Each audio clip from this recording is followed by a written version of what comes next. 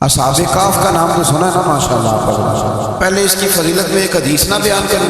نبی کریم صلی اللہ علیہ وسلم نے فرمایا، یہ مسلم شریف کی حدیث ہے، دجال آئے گا قیامت کے قریب اور بڑے لوگوں کو گمراہ کرے گا۔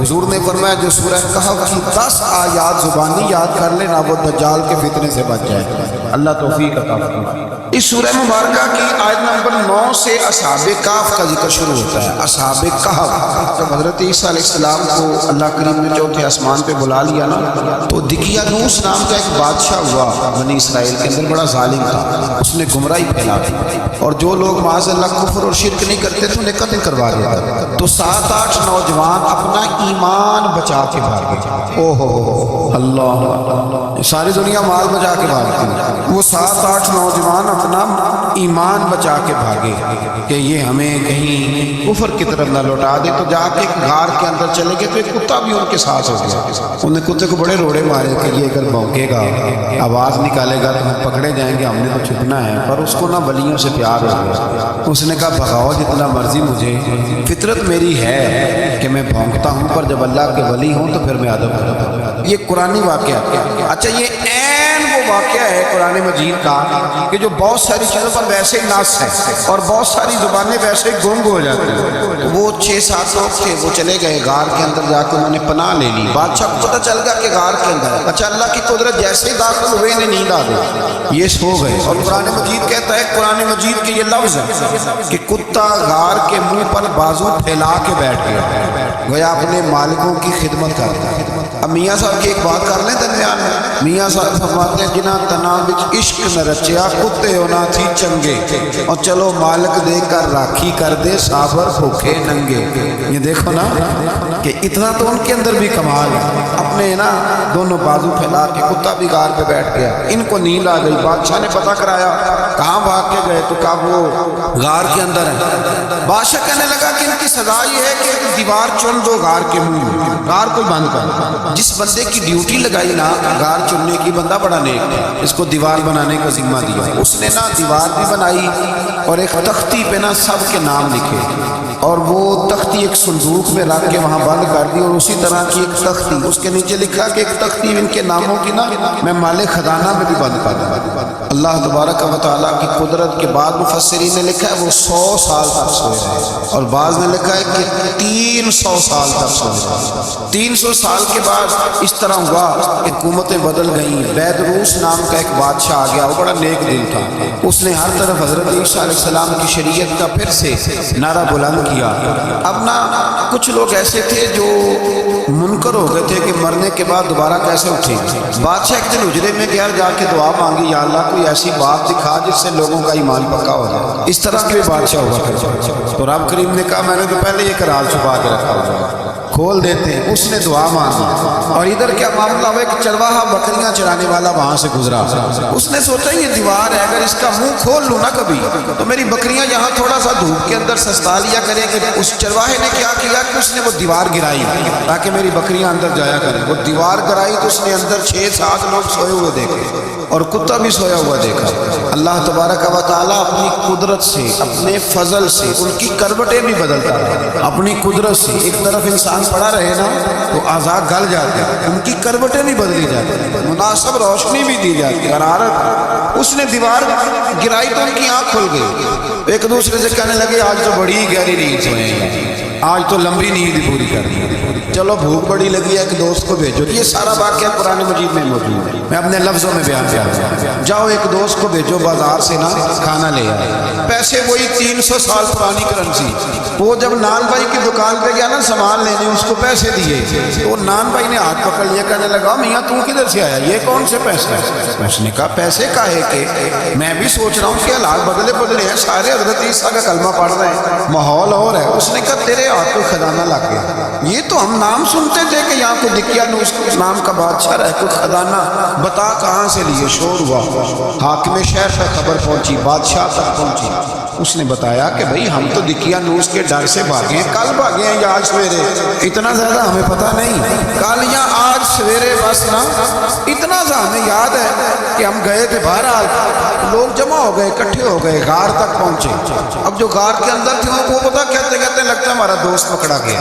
تو پکڑا گیا تو بندے جمع ہو، وہ اندر ڈر رہے تھے، تسبیح کر رہے تھے، اللہ کو یاد کر رہے تھے، ادھر یہ پہنچ گیا۔ جب ان لوگوں نے یہ جیتا جاگتا رب کے فضل کا نمونہ دیکھا اور بادشاہ نے کہا کہ یہ کیا ہے، صندوق کھولا تو اس کے اندر وہ تختی لکھی تھی کہ یہ ان کے نام ہے، یہ دقیانوس سے ڈر کے بھاگے ہوئے ہیں، یہاں یہ سو رہے ہیں، اور اسی کی ایک تختی میں نے فلاں کا بھی دفن کیا، وہ تختی بھی وہاں سے نکل آئی۔ اب سب لوگوں کی آنکھوں میں آنسو آئے اور سب کہنے لگے لا الہ الا اللہ، لا الہ الا اللہ، لا الہ الا اللہ، سب کہنے لگے ان اللہ علی کل شیء۔ جب ان کی بات پوری ہو گئی، لوگوں کے ایمان پختہ ہو گئے، تو اصحاب کہف کہنے لگے کہ ہمیں اب اجازت ہے، ہم پھر دوبارہ غار میں جاتے ہیں۔ وہ غار میں گئے تو رب نے پھر انہیں موت عطا فرمائی، نیند عطا فرمائی، تحفہ دیا۔ بادشاہ نے پھر اس کے آگے دیوار بنایا اور وہاں بادشاہ نے ایک مسجد تعمیر کرائی، لوگ زیارت کرنے جاتے ہیں۔ یہ اصحاب کہف کا ذکر ہے۔ اب یہاں ہمارے مفسرین نے لکھا ہے کہ وہ جو کتا تھا نا وہ بھی ساتھ ہی تھا۔ اللہ قیامت والے دن اسے انسانی، یہاں تو انسانی شکل ملے گی، یا جیسے رب کا فضل ہوگا رب کریم اسے بھی جنت عطا فرمائے۔ اس نے تبلیغ کی، دین کی، اس نے کیا کیا؟ تبلیغ کی، نمازیں پڑھی، روزے رکھے، حج کیا، 10 ہوتے صحیح اس کیتا کی۔ اسی آکھے نا خدا کے فضل سے ہم پر ہے سایہ غوث اعظم کا، ہمیں دونوں جہاں میں ہے سہارا غوث اعظم کا۔ لوگ پریشان ہو جاتے ہیں، کہتے ہیں کس طرح کی بات کرتے ہو؟ تو میں نے کہا اصل میں تیرا عقیدہ کچا ہے، وہاں تو کتا چلا جائے ولی کے پاس تو رب اسے جنت دے دیتا ہے، تو جیتا جاتا مومن جائے تو اللہ کیوں فضل نہیں فرماتا؟ اس سے آگے نا پھر آیت نمبر 32 ہے، اس میں اللہ تبارک و تعالیٰ نے 2 لوگوں کا واقعہ بیان کیا۔ فرمایا ایک شخص کے انگوروں کے باغات تھے اور چاروں طرف سے انہیں کھجوروں کے درختوں نے گھیر رکھا تھا اور درمیان میں کھیتی بھی تھی اور بیچ میں دریا بھی بہہ رہا ہے، اور ان باغات میں بہت عمدہ فصل تھی۔ ایک دن یہ شخص اپنے ساتھی سے کہنے لگا میرا مال اور افرادی قوت تم سے زیادہ ہے، مجھے یقین ہے کہ یہ باغ کبھی برباد نہیں ہوگا۔ اول تو مجھے قیامت کا یقین ہی نہیں معاذ اللہ، لیکن اگر قیامت آئی تو مجھے وہاں سے بھی بہتر مال ملے گا۔ اس کے دوسرے ساتھی نے کہا تو اپنی اصل کو بھول گیا اور تو نے اپنے خالق کی ناشکری کی جو کہ وحدہ لا شریک ہے۔ اگر تم نے باغ میں داخل ہوتے وقت ماشاءاللہ لا قوت الا باللہ کہہ دیا ہوتا تو یہ تمہارے حق میں بہتر ہوتا۔ اگرچہ مال اور اولاد میں میں تم سے کم ہوں، لیکن میرا ایمان یہ ہے کہ اللہ تعالیٰ مجھے اس سے بہتر نعمت عطا کرے گا، اور آسمان سے کوئی آفت آئی اور تمہارا باغ تباہ و برباد ہو جائے گا، یا اگر اس کا پانی زمین میں دھس گیا تو پھر تم اسے تلاش نہ کر پاؤ گے، بالآخر اس شخص کا باغ برباد ہو گیا۔ وہ جو کہتا تھا نا مجھے یقین نہیں قیامت نہیں ہے، اس کا باغ ہی، اور وہ کفِ افسوس مکذوب کہنے لگا کاش میں نے شرک نہ کیا ہوتا، لیکن پھر اس کا کوئی نہ مددگار تھا اور نہ حمایت۔ آیت نمبر 45 میں اللہ تعالیٰ نے دنیا کی زندگی کی ناپائیداری کو ایک مثال سے بیان فرمایا کہ آسمان سے بارش نازل ہوئی، گھنا سبزہ نکلا، پھر وہ سوکھ کر چورا چورا ہو گیا، جسے ہوا اڑا کے لے گئی، مال اور بیٹے تو محض جیتی دنیا کا سنگار ہے، جب تک تم زندہ ہو تب تک مال بھی ہیں اور بیٹے بھی ہیں، والباقیات الصالحات، اگر کچھ ہے باقی رہے گی تو تمہارے اچھے اعمال باقی ہیں، اور اگر اولاد نیک ہوئی تو وہ بھی باقیات الصالحات میں شامل ہو جائے۔ آیت نمبر 47 سے فرمایا کہ قیامت کے دن تمام روئے زمین پر ایک کھلے میدان کی صورت میں ہوگا، سب لوگ صف باندھے رب کے حضور اکیلے حاضر ہوں گے اور اپنے اعمال ناموں کو دیکھ کر خوف زدہ ہوں گے، کہیں گے ہائے افسوس اس اعمال نامے کو کیا ہوا، اس نے نہ کوئی صغیرہ گناہ چھوڑا نہ کبیرہ، مگر سب کو شمار کیا۔ آیت نمبر 50 میں حضرت آدم علیہ السلام کو فرشتوں کے سجدہ، ابلیس کی نافرمانی اور شیطان اور اس کی ذریت کے انسان کے دشمن ہونے کا بیان۔ آگے پھر ذکر شروع ہو جاتا ہے حضرت موسیٰ علیہ السلام اور حضرت خضر علیہ السلام۔ یہ لفظ خضر بھی ہے اور خضر بھی ہے، یہ 2-3 طریقوں سے پڑھا جاتا ہے۔ حضرت خضر کے بارے میں مختلف روایات ہیں کہ یہ ولی ہیں کہ نبی ہیں، لیکن مضبوط رائے اکثر بزرگوں کی یہی ہے کہ یہ بھی اللہ کے نبی ہیں، اور بعض نے لکھا ہے یہ ہمیشہ سے زندہ ہیں۔ یہ 2 اللہ کے نبی حضرت الیاس علیہ السلام اور حضرت خضر علیہ السلام، یہ دونوں ہر سال حج میں بھی جاتے ہیں، کیونکہ ایک روایت ملتی ہے کہ محبوب کریم علیہ السلام حج پہ گئے تو فرمایا میں الیاس اور خضر کو پہاڑوں سے اترتے ہوئے دیکھ رہا، تو جن کو اللہ نے کھلی آنکھیں دی ہوتی ہیں پھر انہیں زیارت بھی، انہیں یہ نظر بھی آتی ہے۔ حضرت خضر علیہ السلام کو اللہ نے علم لدنی عطا فرمایا۔ یہ علم لدنی اللہ جس کو اپنے پاس سے عطا کرے اس کو علم لدنی کہتے ہیں۔ حضرت موسیٰ علیہ السلام نے ایک دن تقریر کرتے ہوئے کسی نے پوچھا کہ آپ سب سے بڑے عالم ہیں؟ فرمایا الحمدللہ۔ اللہ کریم نے فرمایا نہیں، موسیٰ کلیم آپ سے بڑے بڑے بھی ہیں، ہمارے ہاں مسئلہ ہے پڑھنا پڑھی اور لوگ مناظرہ کرنے آتے ہیں۔ کئی دفعہ لوگ نا مسئلہ بتاتے ہیں تو میں کہتا ہوں جناب آپ نے بتا دیا کہ اب آپ نے حکم کرنا ہے۔ کبھی کبھی کچھ لوگ ایسی بات نہیں کرتے، وہ جی آپ ایک بندے کا نام لیتے ہیں ذکر کرتے ہیں، تو میں نے کہا چلو ہم نے بھی کہیں کچھ پڑھا ہی ہوگا نا تبھی تو ذکر کرتے ہیں، لیکن جو آتے ہیں نا لوگ وہ مشورہ تمہارے دور میں ہے ہی نہیں، جس نے جو لائن پڑھ لی ہے وہ اس میں پکا ہو گیا، سارا نہیں نہ پڑھا، سارا پڑھے پھر بات سمجھ میں آتی ہے۔ حضرت موسیٰ کلیم اللہ کے نبی ہیں اور کیا بات ہے ان کا، اور یہ بھی اللہ کا فضل ہوا، حضرت موسیٰ نے یہ بات کی تبھی تو ہمیں اتنی شاندار حکمتوں کے پھول ملے، یہ بھی حضرت موسیٰ کا ہی کمال ہے۔ تو حضرت موسیٰ نے کہا کہ اے اللہ وہ جو مجھ سے بڑا ہے عالم ہے وہ کہاں ملے گا جس سے میں حکمت کی بات سیکھوں؟ تو فرمایا جہاں مجمع البحرین ہے نا، دو دریا ملتے ہیں، وہاں وہ ملے گا۔ حضرت موسیٰ کلیم صلی اللہ نے فرمایا کہ جاؤ جہاں دو دریا ملیں گے نا وہاں تمہیں وہ شخص ملے گا۔ یا اللہ میں کس طرح؟ فرمایا زادرہ ساتھ لے جاؤ، کھانے پینے کا سامان۔ حضرت موسیٰ کلیم لے گئے، مچھلی بھی لے گئے۔ فرمایا یہ مچھلی جہاں تمہارے برتن سے نکل کے دریا میں داخل ہو وہاں دریا میں شگاف پڑ جائے، وہاں وہ تمہیں شخص ملے گا۔ حضرت موسیٰ نے اپنے خادم حضرت یوشع بن نون علیہ السلام کو بھی ساتھ لیا۔ یہ بات میں حضرت موسیٰ علیہ السلام کے جانشین ہوئی، یہ دونوں سفر پہ نکل گئے، ایک جگہ پہ پہنچے جہاں پہاڑ تھا، ساتھ دریا بھی تھا، اس کے نیچے آرام کرنے لگے۔ حضرت موسیٰ کلیم سو گئے تو یوشع بن نون علیہ السلام موجود تھے، مچھلی جھٹ سے نکلی، دریا میں داخل ہو گئی، وہاں راستہ بھی بن گیا۔ اب اٹھے حضرت موسیٰ کلیم جب اٹھے تو فرمایا چلو چلیں، تھوڑا آگے جا کے فرمایا بھوک لگ رہی ہے کھانا تو نکالو۔ انہیں یاد آیا، کہنے لگے تو مچھلی تو دریا میں چلی گئی تھی۔ فرمایا تو نے بتایا نہیں، وہی تو ہماری منزل تھی جہاں مچھلی دریا میں۔ پھر وہاں سے واپس آئے قدموں کے نشانوں پہ، وہاں پہنچے جہاں مچھلی گئی تھی، تو وہاں ایک شخص لیٹا ہوا تھا چادر لے کے۔ آپ نے سلام لی تو انہوں نے کہا وعلیکم السلام یا موسیٰ کلیم اللہ۔ تو آپ نے فرمایا آپ کون ہیں؟ فرمایا میں وہی ہوں جس کو آپ تلاش کر رہے ہیں۔ تو فرمایا آپ نے مجھے کیسے پہچانا؟ فرمایا جس رب نے تمہیں بھیجا ہے نا اس نے ہی مجھے بتایا ہے کہ موسیٰ آ رہا ہے۔ اب حضرت خضر نے جو کچھ فرمایا وہ بڑا شاندار ہے۔ فرمایا موسیٰ کچھ باتیں ایسی ہیں جن کا آپ کو علم ہے اور مجھے نہیں، اور کچھ ایسی ہیں جن کا مجھے علم ہے اور آپ۔ اللہ اکبر، یہ کبھی ہماری سمجھ میں بات آ جائے، یہ کبھی سمجھ میں آ جائے۔ کچھ باتیں ایسی ہیں جس کا مجھے علم ہے اور یہ بڑے بڑے سیانے بندے نہیں مانتے، بڑے بڑے میں عالم ہوں جی، تو آپ عالم ہیں میاں ایک شعبے کے، لیکن بہت سارے دنیا میں شعبے ہیں نا، دین کے عالم کا درجہ سب سے بڑا ہے، لیکن قانونی مشاورت کرنی ہے تو آپ وکیل سے کریں، گاڑی کے بارے میں پوچھنا ہے تو کسی مکینک سے پوچھیں، لیکن آپ بن کے نہ بیٹھ جائیں۔ فرمایا جس کا آپ کو علم ہے مجھے نہیں ہے، جس کا مجھے علم ہے میں سے آپ کو نہیں۔ تو کہا میں پھر آپ کے ساتھ رہنا چاہتا ہوں اور میں وہ سیکھنا چاہتا ہوں جو آپ بتا رہے ہیں۔ حضرت خضر فرمانے لگے صبر کر لیں کہ میرے ساتھ، یہ سب سے مشکل کام ہے، یعنی ہر بات میں تو یہاں لوگوں کو وضاحت چاہیے۔ کھانسے بھی تو آپ کو بتانا پڑے گا کھانسے کی، ہنسے بھی تو آپ کو بتانا پڑے گا ہنسے کی۔ بھئی بزرگ ہیں، بزرگوں کی باتوں میں حکمتیں ہوتی ہیں، لیکن ہم حکمت کی طرف جانے کو تیار نہیں ہوتے، ہمیں تو فوری طور پہ جواب چاہیے، حل چاہیے۔ حضرت موسیٰ علیہ السلام جناب خضر کے ساتھ چلے، فرمایا صبر کروں گا، میں چلتا ہوں آپ کے ساتھ۔ دریا کے قریب گئے کشتی میں بیٹھنے کے لیے تو کشتی والوں نے حضرت خضر کو پہچان لیا، بغیر کرائے کے سوار کرایا، اور جب پار اترنے لگے تو حضرت خضر نے کشتی کا ایک تختہ ہی توڑ دیا۔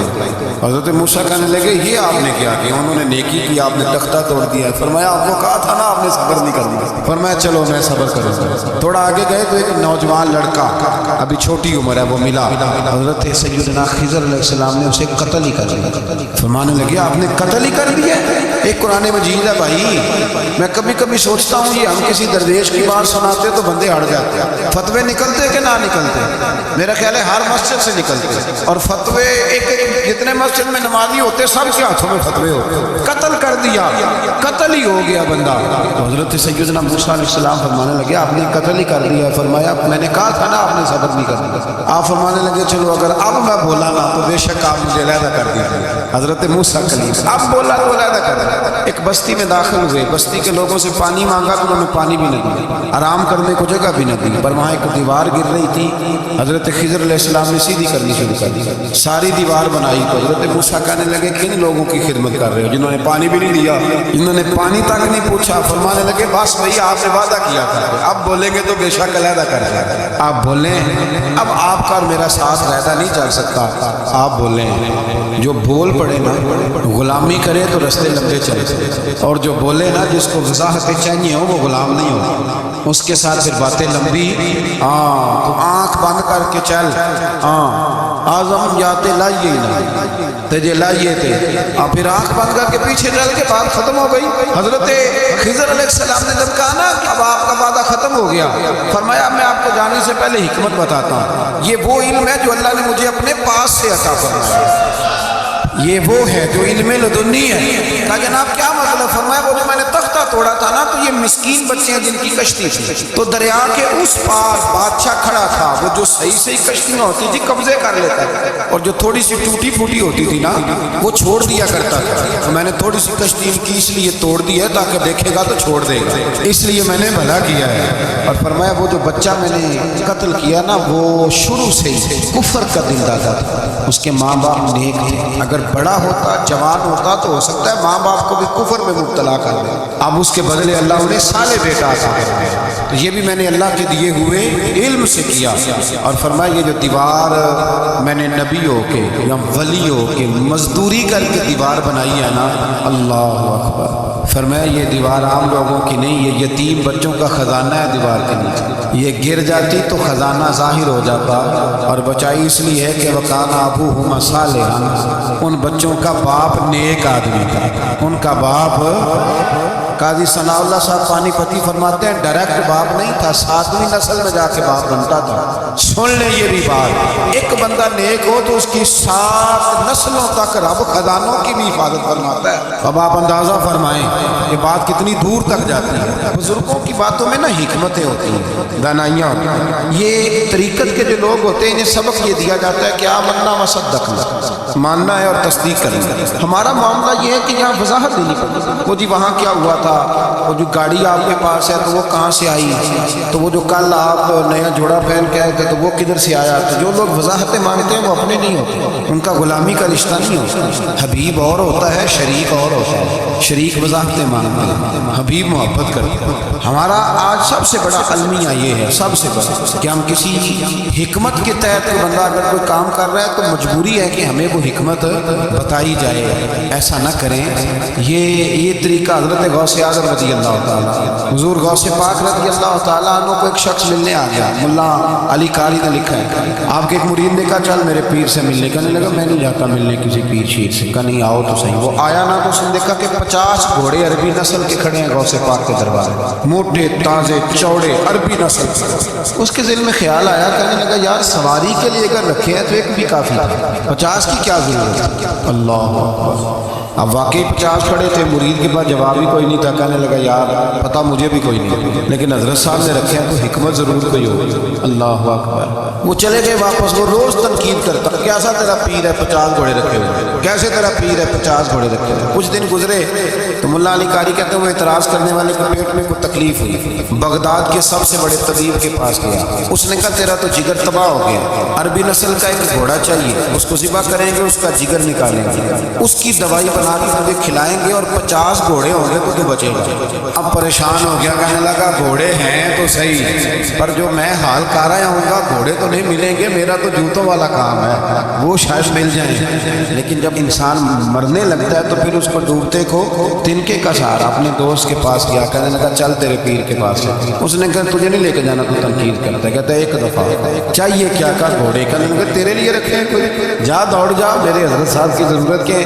لیکن جب غوث اعظم کی خانقاہ میں داخل ہوئے نا تو حضور غوث اعظم اٹھ کے اللہ والے دلوں میں باتیں نہیں رکھتے، ماتھا چوما اور فرمانے لگے میاں تو ایک دن نا میری گلی سے گزر رہا تھا تو میری تیرے اوپر نظر پڑی، تو مجھے نظر آیا تو بیمار ہوگا اور تیرا علاج عربی نسل کے 50 گھوڑوں کی وجہ سے ہوگا، تو میں نے تیرے لیے لا کے کھڑے کیے ہوئے، تیرے لیے ہی کھڑے کیے ہیں، تو نہ گھر بھی لے جانے کی ضرورت نہیں، چارہ بھی میرے مرید ہی ڈال دیا کریں۔ تو اس طرح کرنا، روز آنا ایک گھوڑا لے جانا، پھر اگلے دن آنا تو دوسرا۔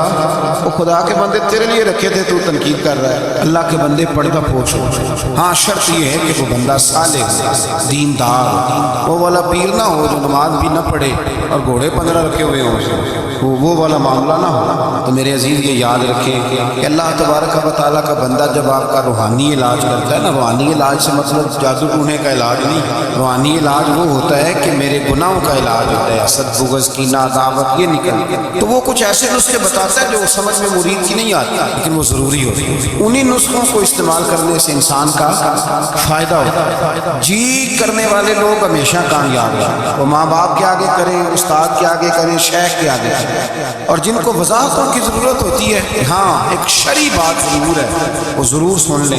اگر آپ کو کہیں کوئی شرعی قباحت نظر آئے جو قرآن و سنت سے ٹکراتی ہے تو وہ آپ پر فرض ہے آپ اپنے مرشد سے پوچھیں۔ کتنی بڑی بات ہے، یعنی جو چیز قرآن و سنت سے ٹکرا رہی ہو اس کی وضاحت طلب کرنا ضروری ہوتا ہے، اور جو دین سے نہ ٹکرائے اس پر آپ وضاحتیں پوچھتے ہیں، تو اس کا مطلب ہے کہ آپ علاج کرانے میں سنجیدہ نہیں ہیں۔ اللہ تعالیٰ قرآن مجید کو سمجھنے